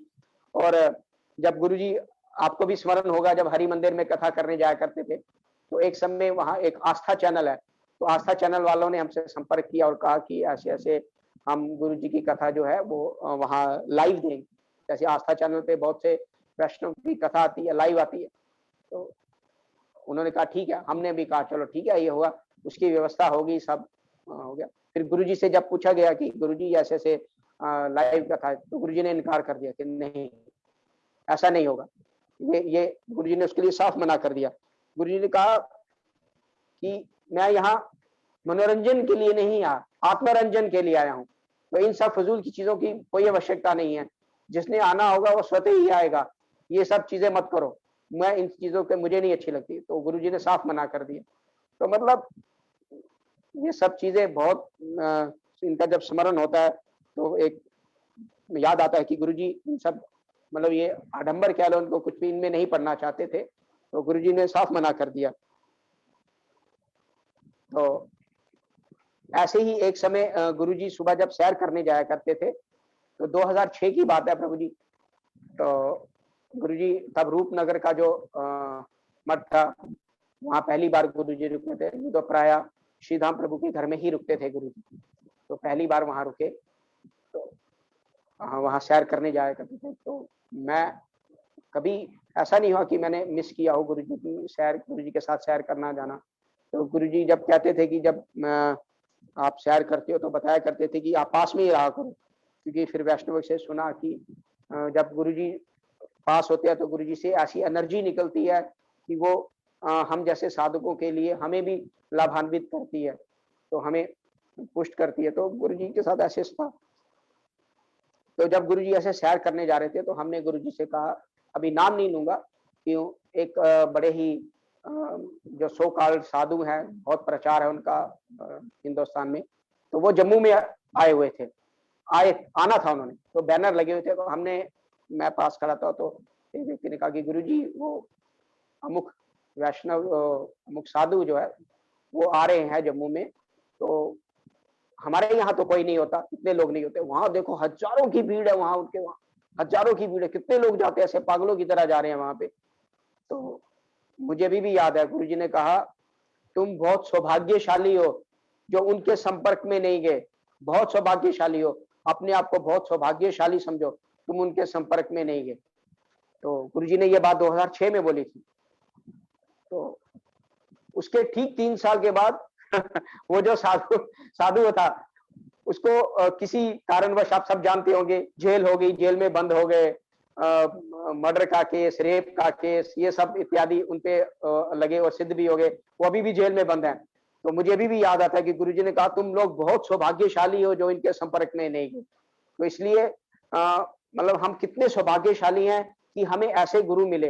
परंतु उसके साथ थोड़ा-थोड़ा हमें थोड़ा ये बहुत खेद भी है कि हम कुछ गुरुजी की कुछ सेवा नहीं कर पाए और उनके बताए हुए जो मार्ग थे उन पे अभी चलने का प्रयास कर रहे हैं, जैसा भी है प्रभु जी। फिर भी कब हमारा ऐसा सौभाग्य होगा कि हम गुरुजी द्वारा जो निर्दिष्ट उनके जो वचन हैं, उनका ठीक-ठीक जीवन में पालन कर सकेंगे और उनकी सेवा करने का ऐसा सौभाग्य प्राप्त होगा। तो ऐसे गुरुजी की बहुत सी ऐसी कथाएँ हैं। मुझे अभी भी याद है,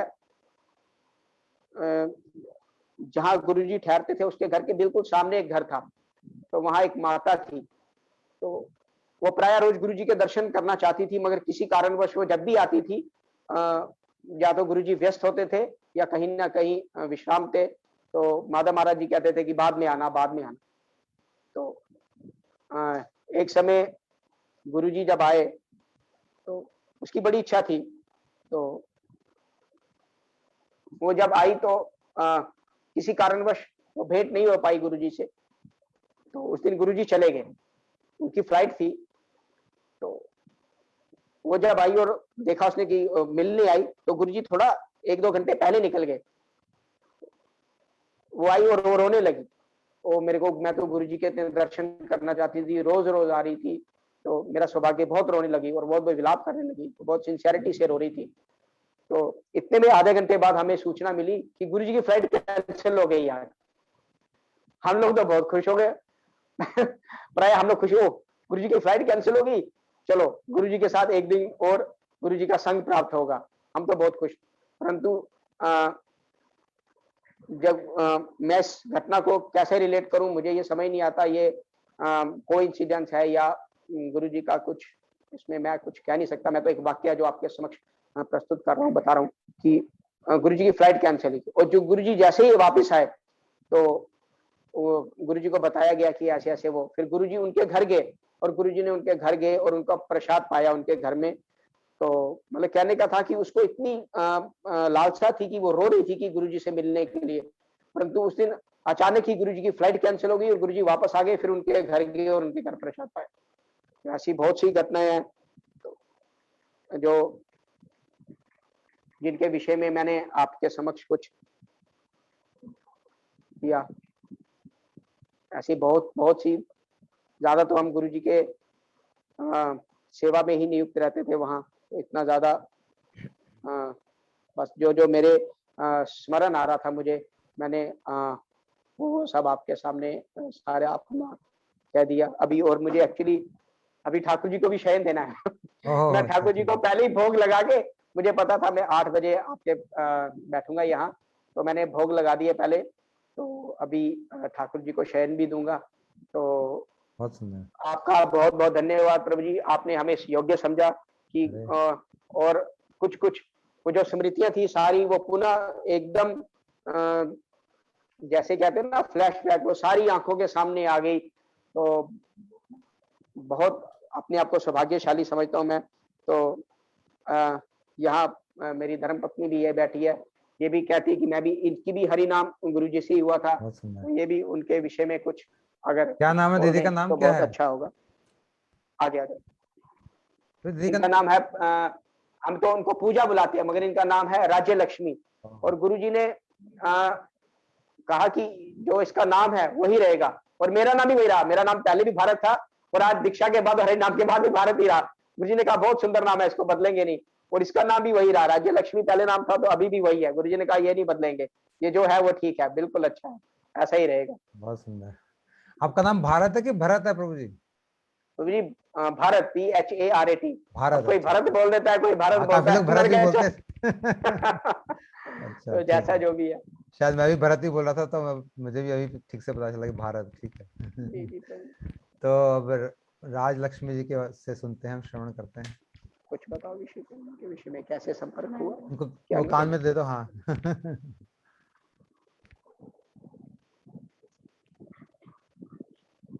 हरे कृष्णा जी, दंडवत प्रणाम। दंडवत प्रणाम प्रभु जी। ओम अज्ञानतिमिरान्धस्य ज्ञानाञ्जनं शलाकया चक्षुरुन्मिलितं येन जोर से बोलो, आवाज नहीं आ रही। श्री कृष्ण करुणा सिंधु दीनबंधु जगतपते गोपेश गोपिकांत राधा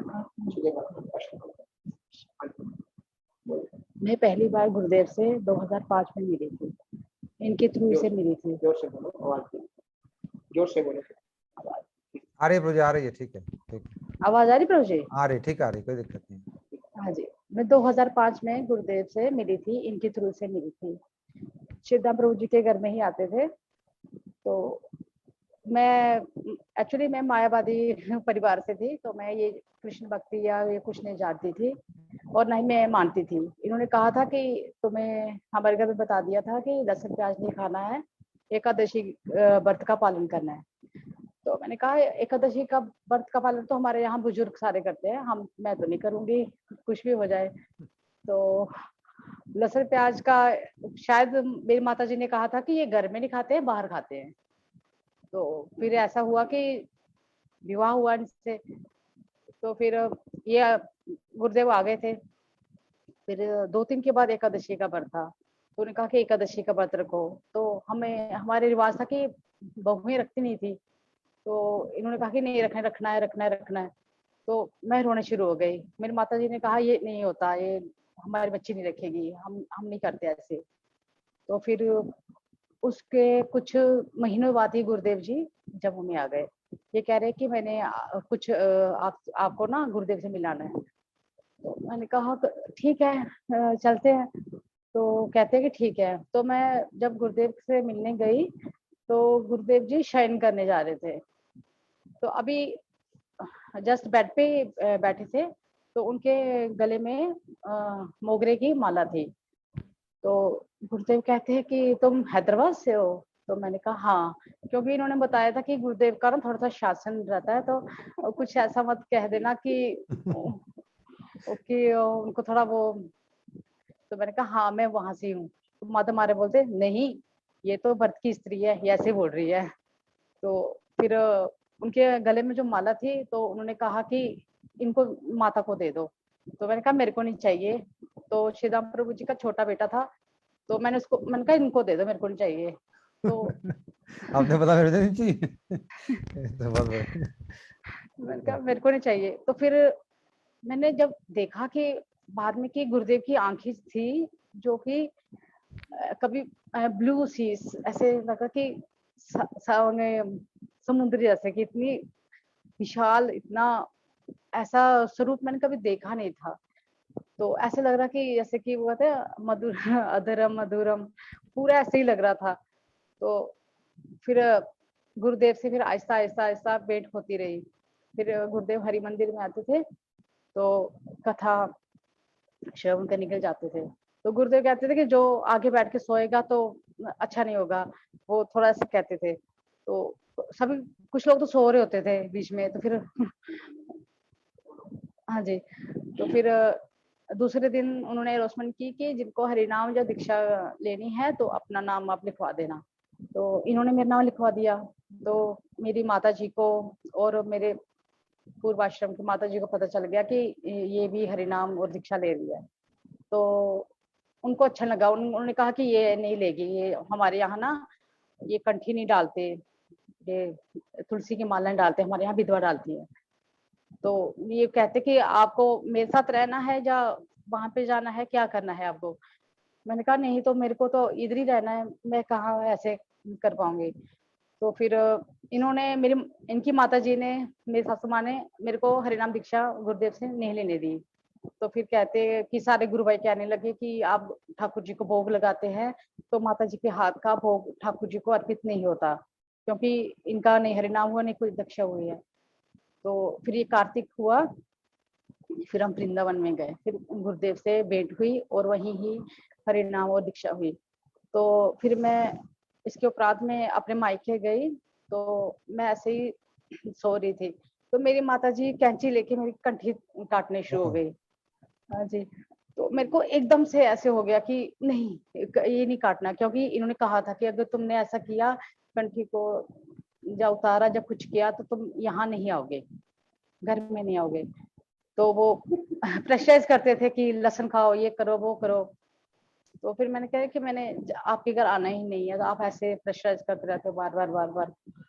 तो फिर कहते कि बहुत विरोध करते थे बार बार कि ऐसा ऐसा क्यों, हरिनाम क्यों करना है, ये क्या करना है, और कुछ तो करा नहीं, ये क्या कुछ देखा नहीं, कुछ नहीं, लहसुन प्याज भी छोड़ दिया, कुछ भी नहीं, बस भक्ति ही करनी है, ये कोई बात होती है। तो फिर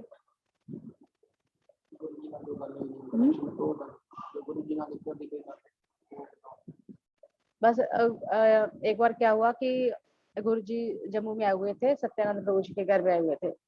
तो गुरुदेव हमेशा हरिनाम पे ही वो करते थे कि हरिनाम ज्यादा से ज्यादा करो, हरिनाम पे बहुत खुश होते थे कि जो भी हरिनाम करता था। तो सत्यानंद प्रभु की पत्नी थी, तो शायद वो कम ही हरिनाम करती थी। तो उन्होंने, सत्यानंद प्रभु जी ने उनको मजाक में कह दिया कि गुरुदेव ये नीरू हरिनाम नहीं करती है। तो गुरुदेव को ना थोड़ा सा वो आ गए, थोड़ा से गुस्से में आ गए, क्रोध में आ गए कि क्यों नहीं करते हो, फिर मैं आपके प्रसाद नहीं पाऊंगा। फिर वो कहती नहीं गुरुदेव मैं करूंगी, माला ये करूंगी। तो फिर मेरा नाम भी हरिनाम थोड़ा सा कम हो गया था ऐसे करके। तो फिर मैं गुरुदेव कहते कि तुम कितनी माला करती हो। मैंने गुरुदेव मैं तो बहुत ही कम करती हूँ। कहते कितनी करते हो। मैंने कहा गुरुदेव मैं भी एक ही करती हूँ। पहले तो बहुत ज्यादा करती थी, उसके बाद थोड़ा कम हो गया। कि तो गुरुदेव बोलते ठीक है, इस पे ही फोकस करना, ज्यादा नहीं बढ़ना। फिर मैंने कहा फिर ऐसा हुआ। फिर मैंने माला 16 माला करती ही थी। तो एक बार ऐसा हुआ कि इनका बहुत अच्छा पहले बिजनेस था।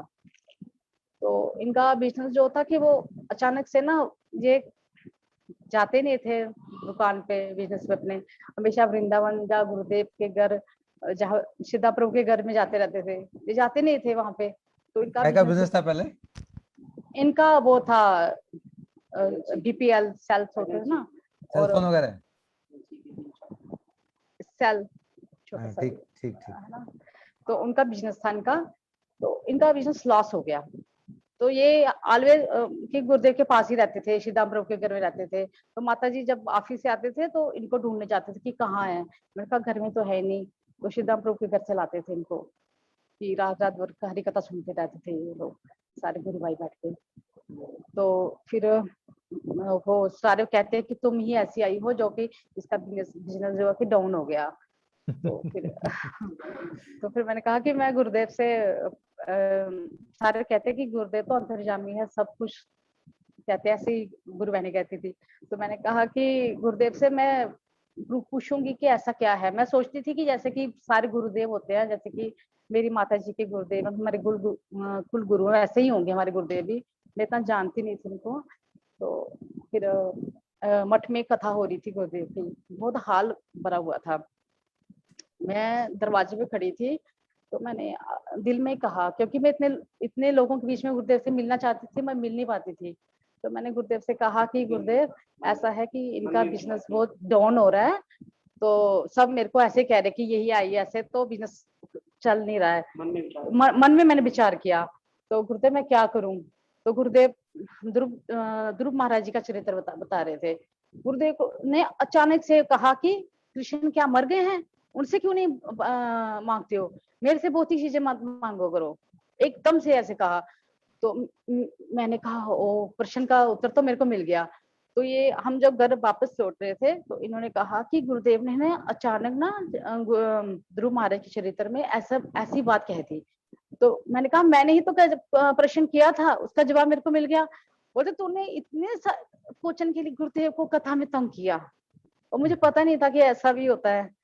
और सच में जो गुरुदेव थे, मैं इनको महिमा तो जान ना पाई। अभी आहिस्ता आहिस्ता सत्संग के प्रभाव से, माधव प्रभु जी प्रिय प्रभु से, सिद्धांत महाराज के प्रभाव से थोड़ा सा जान पाई उनसे। तो बस प्रभु जी मैं इतना ही कहना चाहती हूँ। बहुत सुंदर है, बहुत बढ़िया, थैंक यू। बड़ा अच्छा लगा। हरे कृष्णा। हरे कृष्णा प्रभु जी, हरे कृष्णा। हाँ जी, इंद्र नाम। तो और भी कोई बोलना चाहता है? आपको कुछ और याद आ रहा है तो बोल सकते हैं। नहीं प्रभु जी, बस इतना ही स्मरण था, बस मैंने बोल दिया। उसके बाद तो मैं 2016 में तो यहाँ फरीदाबाद में आ गया। तो एक एक एक अभी बात अभी ये याद आई, ये महाराज जी का यहाँ पे विश्राम करते थे पूज्यपाद भक्ति विज्ञान भारती गोस्वामी महाराज जी, जिस बेड के पास में बैठा हूँ, तो मुझे अभी एकदम ये स्मरण हुआ कि जम्मू में भी गुरु जी की मालिश किया करते थे। और सौभाग्यवश देखो ऐसा हुआ कि जब फरीदाबाद में आया तो माधव प्रिय प्रभु जी ने और महाराज जी ने ऐसी कृपा की, तो महाराज जी की भी जो सेवा कुछ दिन तक मिली, वो महाराज जी की भी सेवा मसाज करने की ही सेवा मिली। पूज्यपाल भक्ति विज्ञान भारती गोस्वामी महाराज जी की मसाज था, एक मसाजर था बहुत बड़ा, तो मैं उनकी मसाज किया करता था। तो बड़ा सौभाग्य मिला उनकी, वो मुझे एकदम स्मरण हुआ। जब भी मैं बेड के पास अभी बैठा था तो मैं एकदम स्मरण हुआ कि वहां भी यहाँ भी यही सेवा मिली। तो इसलिए अभी प्रयास कर रहा हूँ कि गुरुजी द्वारा जो बताए गए मार्ग हैं उन पे कुछ चलने का प्रयास कर सकूं। और अभी यही है कि ये मठ का दायित्व थोड़ा सा प्रभु जी ने और पूज्यपाल माधव प्रिय प्रभु और सिद्धांति महाराज ने कृपा करके, तो अभी प्रयास कर रहा हूँ कि गुरु जी की कृपा से ही, गुरु जी ने ही ऐसा दिया और राधा माधव जी ने ही ऐसी कृपा की कि मैं यहाँ कुछ सेवा करने का मेरे को सौभाग्य प्राप्त हुआ। और प्रयास कर रहा हूँ कि ठीक ठीक रूप से इस मठ को थोड़ा सा चला सकूं। हालांकि मैं तो बिल्कुल अयोग्य हूँ, मगर गुरु वैष्णव की कृपा से ही ये सब कुछ करने का सामर्थ्य मुझ में आया है। तो आप लोग सब लोगों की बहुत बहुत कृपा, आपने मेरे पे कृपा की, और फिर कभी दोबारा ऐसा सौभाग्य होगा तो जरूर कुछ भेंट होगी। और प्रभु जी कुछ अगर आप पूछना चाहें। निस्संदेह प्रभु जी आपके ऊपर बहुत कृपा है, क्योंकि बिना कृपा के इस तरह से पूरा परिवार भजन में नहीं लग सकता। और आप लोग इतनी सेवा कर रहे हैं पूरे मठ की, वहाँ पे पूरा जीवन मठ को दे रखा है, ये बहुत ही सुंदर बात है। जी ने कहा कि आपका बिजनेस डाउन चल रहा था, मुझे तो दिख रहा है आपका बिजनेस बहुत तेज चल रहा है। हाँ। मैंने इसे बोला भी, मैंने कहा गुरु वर्गों से ऐसी बात नहीं मांगते। इसने मन ही मन मेरे से कहने लगी बाद में कि मैंने मन ही मन ऐसा किया, ऐसा हुआ नहीं था। एक्चुअली क्या हुआ था, गुरुजी ने जब कथा में बोला, फिर गुरुजी जब अपने रूम में जा रहे थे तो इसकी तरफ देखा, इसकी तरफ देखे फिर बोले इसको अभी भूल गया शायद, इसकी तरफ देखे बोले कि मुझसे क्यों मांगते हो, भगवान कोई बार मिट गए हैं क्या? जो कृष्ण से मांगो। तो मैंने बोला ऐसा गुरु वर्गों से कभी ये चीज की आशा नहीं करनी चाहिए, इन चीजों की, जागती चीजों की कामना नहीं करनी चाहिए गुरु वर्गों से। लेकिन प्रभु जी साधारण बात है, जो लोग भक्ति में नए नए आते हैं उनके लिए मांगना कोई समझने वाली बात नहीं है, क्योंकि बिल्कुल हमें वही चीजों की इम्पोर्टेंस ज्यादा पता होती है, जरूरी भी होती है संसार में। तो इसमें मैं इतना दोष भी नहीं समझता, क्योंकि नए लोगों के लिए मांगना, और भगवान हमारे अपने हैं, इसलिए गुरु जी कह रहे हैं उनसे मांगो, वे मांगना है तो क्या दिक्कत है। हाँ क्या दिक्कत है। और मतलब ये बात इसको इसलिए प्रभावित की क्योंकि इसने अभी गुरुजी को बोला नहीं, इसने मन में विचार किया। और जब गुरुजी ने ये बात जान ली तो इसको पता चला कि गुरुजी मेरे मन की बात जान गए। तो इन सब चीजों से क्या होता है, गुरु के प्रति थोड़ा, हम जब बद्ध जीव है ना, तो इन छोटी छोटी बातों से ही हमारा दृढ़ विश्वास और होता है। जी हाँ, जी हाँ, ये बड़ा इंपॉर्टेंट इंसिडेंट रहा। महाराज जी कहते थे बिजनेस के बारे में, कहते हैं कि ऐसा बिजनेस करो जिसमें कभी लॉस ही ना हो, कोई रिस्क ना हो। और जिसने भी किया आज तक किया सब माला माल हुए। कहते हैं नारद जी ने बिजनेस किया, सुखदेव गोस्वामी ने किया, और व्यास देव जी ने किया, कहते सब माला माल हुए। कोई भी आजकल हारा नहीं हो, किसी का नुकसान नहीं हुआ। मेरा भाई ने किया, तो मैं देख रहा हूँ आप भी बड़ा अच्छा कर रहे हैं बिजनेस, जो गुरु जी ने बताया। हाँ वो तो बहुत बढ़िया। पूरे मठ की सेवा, राधा माधव जी की सेवा चल रही है इतनी सुंदर तरीके से। बहुत अच्छा लगा प्रभु जी आपके बातों को सुन के। आपने स्टार्ट किया भक्ति कुमुद संत महाराज जी की कृपा प्राप्त, परम अद्वैती महाराज जी से आपका संबंध हुआ शुरू में, और फिर वहां से कैसे गुरु जी मिले, श्री राम प्रभु के घर कैसे महाराज जी आते थे। आपने बताया से स्थाने वैष्णव, जय स्थाने वैष्णव सही स्थाने वृंदावन, वृंदावन एकदम सही बात है। और प्रभु जी हर बार अभी नवरात्रि आने वाले ना, तो गुरु जी प्राय नवरात्रों से पहले ही जम्मू आया करते थे, नवरात्रों से पहले जम्मू आया करते। और प्रभु जी पूरा, हम मुझे अभी भी याद है, पूरा चार्ज रहते थे हम 5 महीने तक। तो अभी बहुत वो स्मृतियां आपने फिर से सब हाँ। स्मरण हुआ कि जी कैसे हाँ। गुरुजी। और तो महाराज महाराज जी जहाँ होते थे बंदा उनके साथ साथ ही जाता था। अनेक जगह अनेक बिल्कुल लोगों ने इसके बारे में बिल्कुल बताया है। और वो क्योंकि अपने भावों में रहते थे, और वो पूरा का पूरा जो एनवायरनमेंट है, environment, जो माहौल है पूरा, उस माहौल उससे चार्ज हो जाता था, उनके भक्तिमय हो जाता था पूरा का भक्ति पूरा। में बैठा था। हाँ। मुझे अभी भी याद है प्रभु जी, रात के 11-11 बजे तक गुरुजी ऊपर सोए होते थे, हम नीचे हॉल में होते थे। तो 11-11 बजे तक हम वहाँ जागे रहते थे रात को। तो अब और सुबह उठना भी होता था, तो मतलब समय का पता ही नहीं चलता था कि कब समय बीत गया। जम्मू में तो मुझे याद है प्रोग्राम भी बहुत होते थे, दिन में 4-5 प्रोग्राम होते थे, कभी जी यहाँ प्रभु कभी जी, वहाँ बहुत कभी यहाँ। प्रोग्राम होते थे। इतना और सारा प्रसाद, इतने प्रोग्राम, मतलब बिजी, नॉन स्टॉप बिजी, सुबह से शाम तक। हाँ, मुझे अभी भी याद है प्रभु जी, एक तो सुबह प्रोग्राम होता था कोई 11-12 के हाँ। लगभग। फिर एक मॉर्निंग प्रोग्राम अगर हो गया वो भी हो गया। हाँ। फिर गुरु जी की कथा 3:30-4 बजे से लेके 7 बजे तक जो भागवत सप्ताह होता था। और जैसे ही भागवत सप्ताह खत्म होता था, तो उसके ठीक बाद किसी न किसी भक्त के घर में प्रोग्राम होता था, कथा कीर्तन होता था। जी हाँ। तो मतलब इतना बिजी बहुत और व्यस्त रहते शेड्यूल रहता था, हैं। जी हाँ। बहुत बिजी शेड्यूल। आपने फिर भागवत की बात बताई, आचार्य माम जानियात मुझे, आचार्य को तुम मेरा ही स्वरूप समझो। मेरे ही सोच। ये साक्षात हमें समझने की बात नहीं, वो साक्षात हैं। मतलब बिल्कुल ऐसा नहीं है, तो निसंदेह। बोलना पड़ेगा हाँ कि गुरुदेव ही सा वो भगवान की दया, जो रूप भगवान की दया है, वो मूर्तिमान रूप में गुरु के रूप में हमारे सामने प्रकट हुई है। और जो जी भगवान दया करते हैं तो किसी गुरु को ही भेजते हैं। और फिर आपने कहा किसी के बारे में हाथ रखने से कृपा नहीं मिलेगी, महाराज जी ने ऐसे कहा। ये कृपा जी को हम छीना झपटी से नहीं प्राप्त कर सकते कि गुरुदेव का हाथ पकड़ के अपने सिर पे रख लिया तो मिल जाएगी, नहीं, ऐसा नहीं है। ये तो सरेंडर से मिलेगी, अपने आप उनकी इच्छा बिल्कुल से जब होगी स्वतः। तब अगर आप स्वतः जबरदस्ती करोगे, इस भक्ति में कुछ भी चीज जबरदस्ती नहीं मिलती। नहीं मिलती प्रभु। हर चीज के लिए इंतजार और प्रार्थना और समर्पण, ये सब चाहिए। आप धैर्य जब, धारण करना पड़ेगा। जी हाँ, धैर्य से मिलेगी, वेट करना पड़ेगा। जब जब हायर अथॉरिटीज प्रसन्न होंगी, जब सीनियर वैष्णव प्रसन्न होंगे, जब गुरु वैष्णव प्रसन्न होंगे, तब चीजें अपने आप अपने मिलेंगी। लेकिन हम उनको जबरदस्ती करके, अरे मुझे, मेरा अधिकार है, मुझे चाहिए, ऐसा दावा नहीं कर सकते किसी भी चीज पे आप। नहीं, क्योंकि दावा गुरु जी नहीं। तो हमारा अधिकार जानते हैं ना, वो जानते हैं हमारा अधिकार। हाँ, कि मैंने इतना काम किया, मुझे मिलनी चाहिए, मैंने इतनी सेवा करी, अरे मैं इतने से मठ संभाल रहा हूँ, मुझे मिलना ही चाहिए, नहीं, ऐसा कोई दावा मुझे कहीं भी मिलना नहीं कर सकते हम लोग। चाहिए। तो जब गुरु वैष्णव प्रसन्न होंगे, स्वतः कृपा करेंगे, तभी कृपा मिलेगी। कभी हम्म। निसंदेह प्रभु जी। और अपने साधक के अधिकार देखकर ही आदेश देते हैं गुरुदेव, ये आपने कहा। बिल्कुल और पंचुअलिटी की बात की गुरुदेव के बारे में, गुरुदेव एकदम पंचुअल, सही कह रहे हैं आप प्रभु जी। हमने अपने घर में भी देखा, जब रहते थे टाइम पे सोना, टाइम पे उठना, टाइम पे वॉक करना, हर चीज एकदम वेल ऑइल्ड क्लॉक की तरह उनकी चलती थी। हाँ, बहुत और टाइम। मैं यहाँ पे कहूँगा कि उनको एकदम क्लैरिटी ऑफ थॉट और पर्पस था, उनका क्लैरिटी ऑफ पर्पस कि मुझे क्या करना है, इधर उधर बिल्कुल, जो काम करना है तभी करना है। हम लोग जैसे काम करते करते खो जाते हैं, बह जाते हैं, अरे ये करते करते उसको इतना लंबा हो गया कि अगला काम भूल ही गए।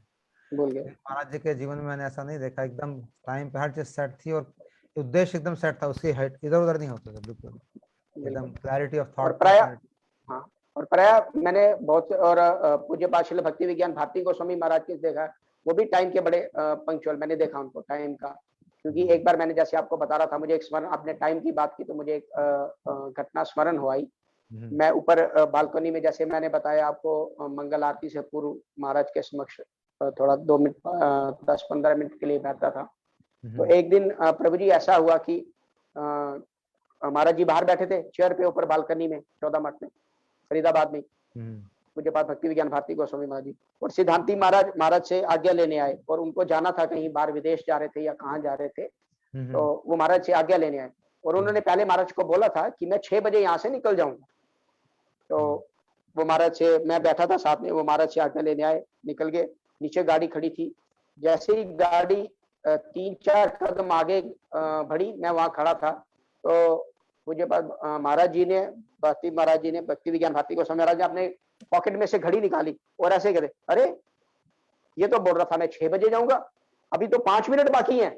कहते अभी 5 मिनट बाकी है। मतलब उनको देखो बात कितनी स्मरण। तो मैं इसलिए मैं देखा कि सब गुरु वैष्णव टाइम के कितने पंक्चुअल है। और हमें तो टाइम की कोई कदर ही नहीं है, कि समय ऐसे निकला जा रहा है हाथ से। तो वो टाइम के कितने पंक्चुअल, मतलब उन्होंने देखा कि अरे ये तो बोल रहा था 6 बजे जाऊंगा, अभी 5 मिनट बाकी है।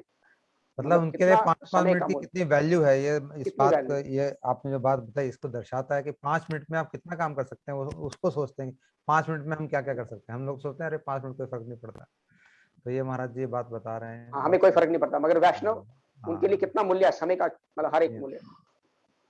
अव्यर्थ कालत्वात् है ना, मैं उनको कोई भी टाइम एक एक मिनट भी उनका वेस्ट ना जाए, काम पे लगे, सेवा में जी लगे, स्मरण में लगे। और फिर आपने बताया कि अगर गाड़ी नहीं आई थी, महाराज जी का समय हो गया तो महाराज जी पैदल ही चल पड़े। और कितनी सरलता और कितना पंचुअलिटी, दोनों चीजें इसके पता चलती हैं कि अरे बिल्कुल मतलब कोई डिपेंड आया तो काम जो करना है वो करना है, ये इनके करना है। प्रकार है, महाराज जी चल पड़े। और दूसरा आपने बताया कि लाइट सजा रखी थी तो महाराज ने सारे लाइट उतरवा दी। हाँ, लाइट आस्था उतरवा चैनल, दी। आस्था चैनल की आपने बात करी तो मना कर दिया।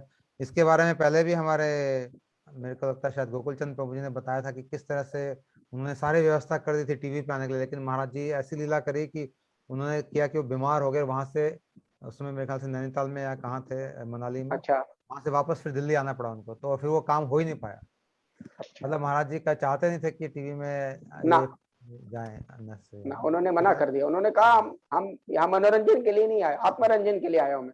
वो तो सीधा मैं मतलब कल्याण चाहते थे, लोगों का डायरेक्ट कल्याण हो। डायरेक्ट कल्याण हो, मतलब हाँ, जिसको अपना होगा नाम आएगा। हो, इसके बारे में बिल्कुल भी महाराज जी को प्रतिष्ठा के लेश मात्र भी वो नहीं थे।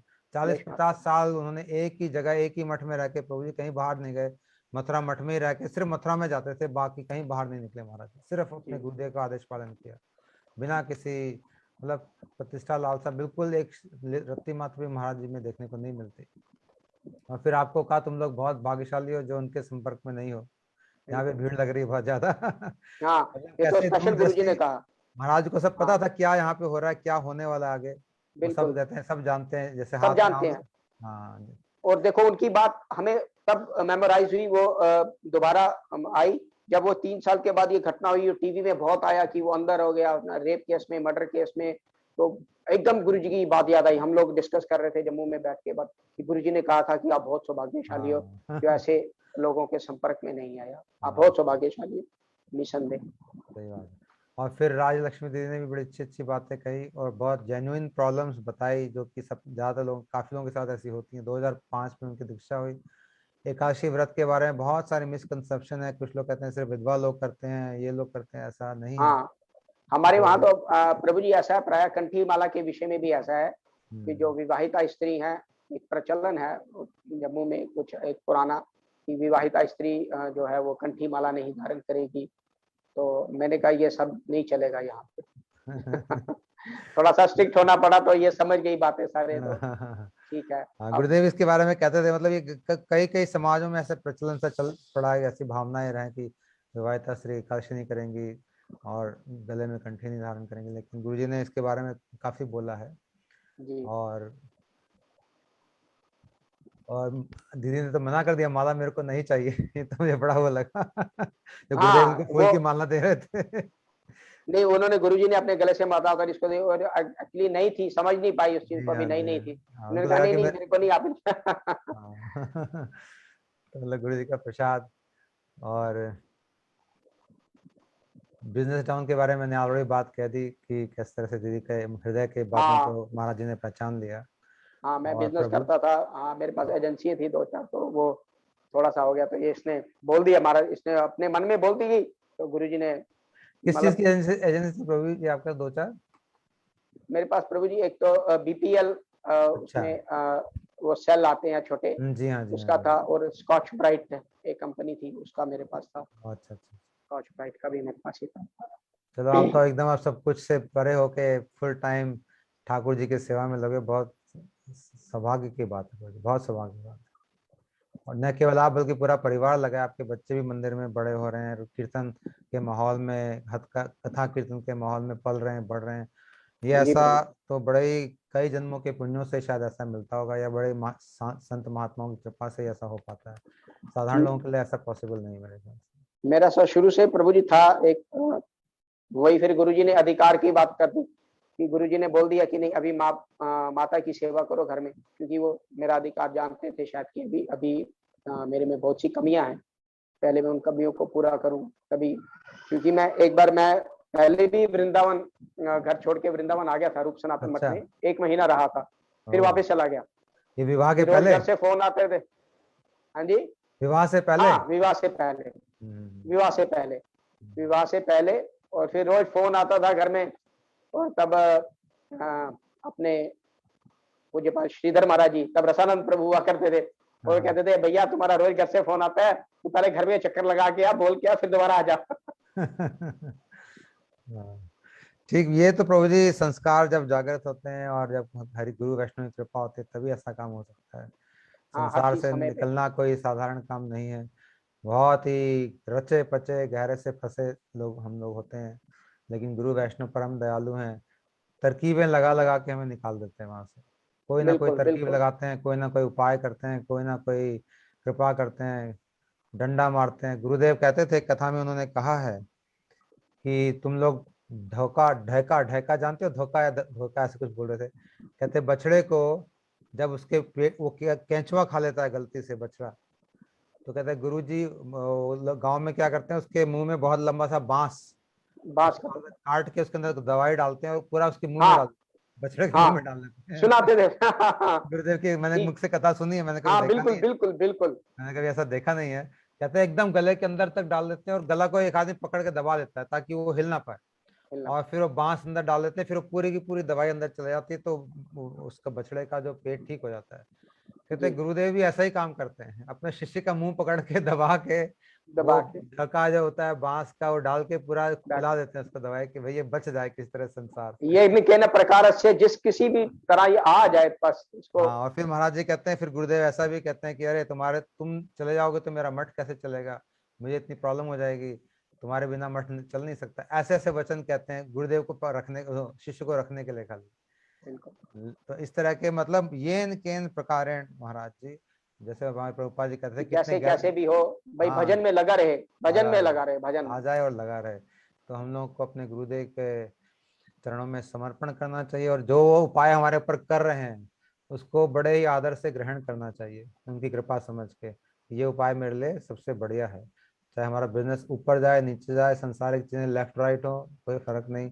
गुरुदेव जो उपाय हमारे ऊपर कर रहे हैं उसको हम लोग ग्रहण करें, आदर के साथ ग्रहण करें, सर झुका के ग्रहण करें, और उसको गुरुदेव जहाँ हमें ले जाना चाहते हैं हम आराम से जाएं, धक्का मुक्की ना करें उनके साथ, क्योंकि हम लोग अक्सर जाना नहीं चाहते। गुरुदेव जहाँ ले जाना चाहते हैं तो प्रेम से जाएंगे, समर्पित होकर जाएंगे, तो बड़े आराम से गुरुदेव अपना काम हमारे ऊपर कर लेंगे। अभी भी हमारे ऊपर अपना काम कर रहे हैं, हम लोग उनके शिष्य हैं, तो हमें छोड़ने वाले नहीं हैं, ले जाके ही छोड़ेंगे। तो प्रभु जी आपका बहुत धन्यवाद, आपके पूरे परिवार का बहुत धन्यवाद, मेरा सबको दंडवत प्रणाम आप सभी को। ठीक है प्रभु आप जी, हरे जैसा कृष्ण। भाग्य हमारा भी कभी जागृत हो, ठाकुर अरे जी की नहीं कृपा प्रभु मिले। जी, आप आपने तो कृपा की हम पे, हमें इस योग्य समझा, थोड़ा सा बोलने का सुअवसर दिया। हाँ, कैसे तो महाराज जी के कमरे में बैठे हो, देखिए महाराज जी के बेड के सामने इतना सौभाग्य, मंदिर में सेवा हो चल रही है, कितनी अच्छी बात है। और सभी दर्शकों का भी बहुत बहुत धन्यवाद श्रवण करने के लिए। जी कल हम लोग की सबको। विशेष एक तिथि है, कल हमारी श्रीमती सीता ठकुरानी अद्वैत आचार्य जी की शक्ति, उनका आविर्भाव तिथि है। और कल हमारी मधु दीदी हमारे साथ होंगी कथा सुनाने के लिए शाम को 8 बजे, तो हम लोग फिर उनसे कथा श्रवण करेंगे। आप सभी लोग आइएगा। सीता ठकुरानी बड़ी प्रोमिनेंट आचार्य रही हैं हमारे संप्रदाय में, विशेषकर स्त्रियों को अवश्य ही सुननी चाहिए उनकी जो लीला है, किस तरह से उन्होंने अपना कार्य किया। तो कल हम शाम को फिर से मिलेंगे, शाम को 8 बजे। श्री गुरु महाराज की जय, अनंत जय कोटि वैष्णव वृंद की जय, हिंद की गौर जय, भक्त वृंद की जय, श्री हरिनाम संकीर्तन की जय, संकीर्तन की श्री जय। गुरुदेव की मधुर स्मृतियों की जय। जय गौर प्रेमानंदे हरि हरि। हरि।